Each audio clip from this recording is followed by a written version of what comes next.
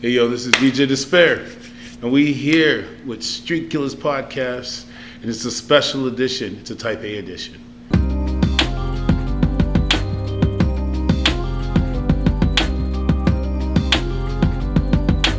So yo, I got my boy Hype in the building. Hey, what up? It's Hype Type A all day, baby. Thanks for having me, my man. Disspare up in the cake. Yeah, so this actually is coming from Winnipeg. Straight up. So, how was your stay here in Winnipeg? Oh, let me just say, first off, everybody in Winnipeg is real nice. Everybody's real friendly out here. I just want to say, I love Toronto, obviously, right in Toronto. But everybody's been here, real friendly, real welcoming, and just one thing I've noticed is really into what we're trying to build and what we're trying to get together. You know what I mean? So now talking into that, where did you start in your career? Oh, me personally, yeah. So we're going back. I come from Ontario. What up, O-Town. From a little town up north called Toronto. Have you ever heard of it? Yeah, I think so. I think so. Yeah, call okay. It the Six now? Yeah, the Six, I believe so. Hailing from Toronto, yeah, the hype man. That's what they call me. I'm hyperbole. I'm a musician. I'm a producer. I'm a photographer. I'm an artist. I like to do comedy as well. And me as an artist, I started out making hip hop music in high school, freestyling in the cafeterias. And really, I've been involved in music my whole life. Like, I've been studying music theoretically since I was like 4.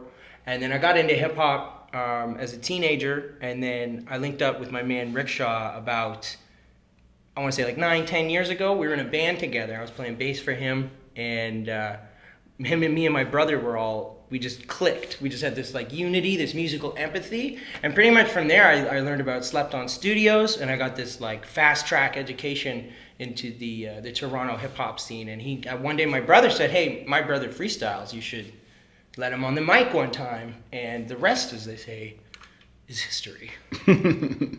So oh, you don't know my history, so I should probably keep telling you about it. Yes. Right, my bad. Okay, so yeah, no, after that, linking up with Slept On Studios, yeah, we worked together for probably a good 7 years, and then got wins out of my man, Mickey Blunts, a.k.a. Devious One of Toronto. What up, Mickey? He opened the door into the vinyl industry for us, and we started making records together. I released like 4 EPs and 5 singles in like an 18-month period. And from that momentum, we took to linking with a vinyl manufacturer, which is where Mickey was working, and decided, you know what, we're going to go hard on this, and we're going to take this musical recording artist, hyperbole from Toronto, and we're going to put him on wax. And we're going to get some people who want to work with us, Slept On. And from that, we met up with my man Disspare. We met up with our man Tough Dumpling, a.k.a. MC Collision and Farius. Big up. We met up with our man Thrust OG, and we all linked together and decided to form Type A Records, which is born from Slept On Studios, born from the brainchild of Hyperbole and the Rickshaw, where we press records, we record recordings, and we rep Canadian music all day, every day. Type A, baby. So speaking of Type A, how did it feel to be on an album with a bunch of legends? I gotta say, I mean, you took the words out of my mouth. It's legendary, and like I'm the young cat on the crew, and I know that.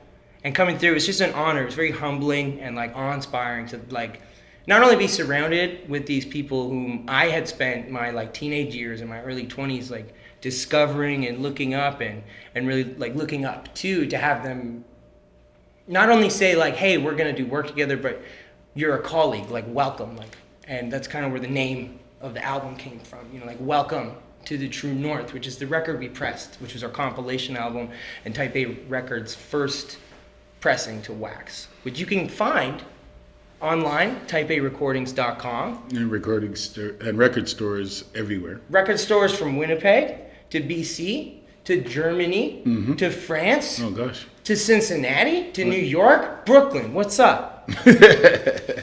Soon to be in the Caribbean. Soon to be, baby. So, in all the years of you working on music and over the COVID time, watching this whole growth and watching the Toronto scene up and down with the hip hop scene from where it is now, and now there's a big separation and diverse of trap and drill, and then you got pop music, R&B, and then the hip hop scene, underground scene is kicking up very well. And working with Type A now, you're getting to see all types of people like working with Bobo Fat, Yeah. working with Big up. Navi North, and What up, Navi? the biggest thing working on it is Whitey Dunn. Like there's a lot of things that were crossing over to the Caribbean on that aspect. Super of things. sick. And So go on. go on. I was just gonna say it's been such a humbling and awe-inspiring experience, and that crossover too. That's really where I found my home with Rickshaw and with Slept On, and ultimately with Type A. We are really an amalgamation. I come from a punk background. I also come from a musical theater background, falling into hip hop and being educated in it. We've got people who come from a Caribbean background, people with roots in Jamaica, people with roots in New York, and people from the visual art scene. We have people from the film scene, and everyone's kind of coming together because the one thing all of us have in common is we're all Type A's. We all get it done. And that's the whole point, is this global community vision that we have for representing music and representing art forms and representing fringed communities of people who... It doesn't matter how you dress. It doesn't matter how you talk.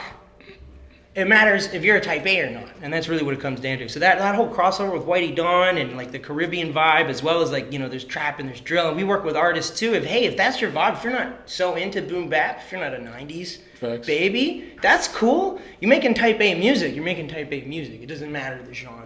Yeah, you got to be on an album with a bunch of legends and some past legends like my brother Rep Monster. Rep, R.I.P. I wish he could have got to meet you guys on a bigger scale, and that was a big movement to even put that together with him, Mike North, and Sean Khan, and even having Ed Lee Shine on there from Border Americans.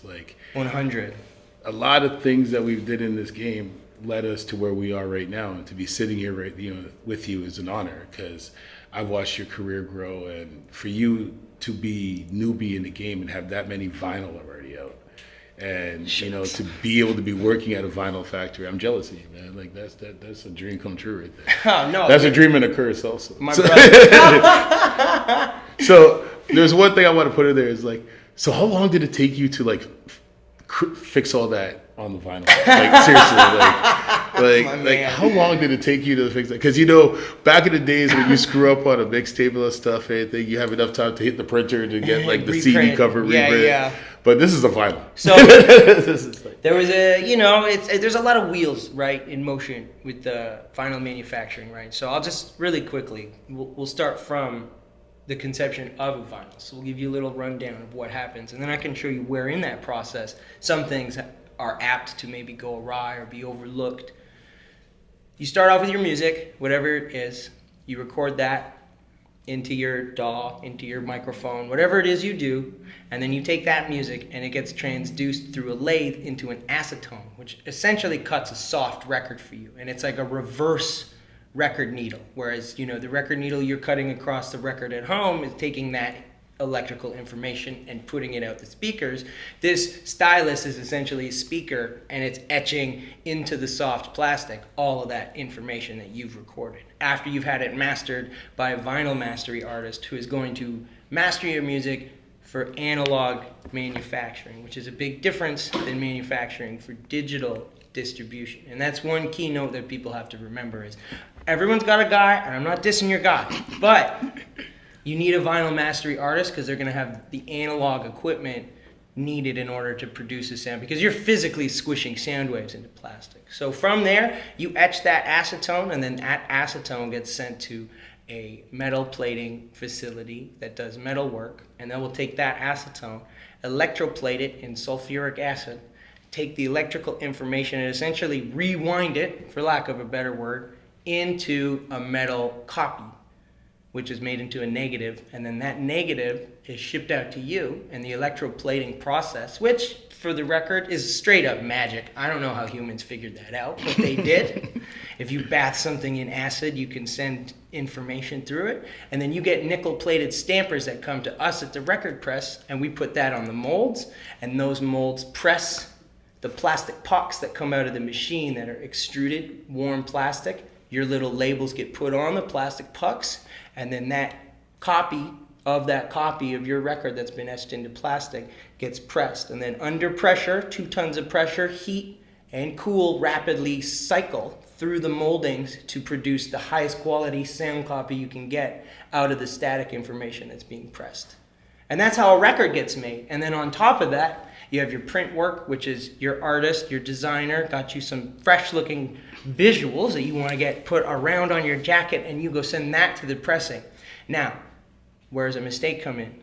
Through that process, as you can see, a lot of hands kind of have a play, and some of those hands aren't involved in the creation of the art. They're literally just going, you filled out a form, I'm printing the thing. So sometimes when there's like a lot of back and forth, and maybe you've vocalized some things and orally written some stuff down with it put into paper, an arrangement can get messed up. And so basically what happened with us is one of the songs in the song listing got flippity flopped, and it didn't get noticed until the plates were already made. And once the plates are made, well, unless you have the means to go make some new ones, you're kind of stuck with that listing. Fortunately, it was, just a matter of, song 5 is song 6 or song 4 is song 5. Like, not a big deal. Mm-hmm. And I took it upon myself to just go make a couple 100,000 million stickers and just reapply the things. And that's a little info on how a record gets passed from start to finish, and from that process, how you can avoid mistakes. Just a little bit more open communication. And these is facts that you need to know. Type A, baby, all day. So now you've been in Winnipeg hanging out with Tough Dumpling. You came out here to see what's going on. You got the record in the record store. And now what's your next voyage after this? Well, we're going to head out tomorrow, not the next day. I was a little mixed up on the dates today. We're here for a little bit longer. But we're going to be heading back to Toronto, and we've got a couple of things cooking right now. I just actually, me and Tough Dumpling and Mindbender Supreme just released a single. You can check it out on all streaming platforms. It's called Run That. And what we've done with that is we've made a really cool, I would call it a boom bap masterpiece, personally. And it was an honor to anchor on that song and work with two absolute legends. Like, honestly, take my shoes off on the ground I walk. Man, you have one who won film festivals, and the other one just got shouted up by Drake. So. It's all over the place. I feel like sometimes I feel like Richie Rich sometimes. You know what I mean? I just kind of woke up and I was just like, all right, hey guys, we're doing this. I work for the art, and I work for the people, and bigging up everybody in my cycle. So we have a music video coming out soon too, directed, edited by the genius Tough Dumpling. That's gonna accompany said single. And on top of that, Mindbender, my man, he's a Type A artist all day. He's got an album coming out too. TBD on dates. I can't give you any dates. Hey, we can't leak up. Just mainly because I don't want to, put dates on stuff. And you'll hear it here first. Exactly, right? So, but yeah, that's what we got coming out. And hopefully, too, get back out here, shoot some more stuff, maybe start setting up some shows. Now that things are kind of opened up and whatnot. Going to the new year, we'll be doing that. Yeah, so that's kind of where we've landed at this point. Because now I feel like there's a lot of dust settled, too, just like globally. Right, like plus, there's a lot of stuff out of our control. You can tune in Fridays to CKUW 95.9 FM from 10:30 to 12 o'clock Central Time, or Pacific Time, my bad. And then you could hear these tracks being played weekly. Can you tell the fans where to find you and where to find Type A Records? Oh, absolutely. You can check me out on Facebook at Embellished Sounds. You can check me out at Hyperbole Music on Instagram. And you can check out Type A at Type A Records Inc.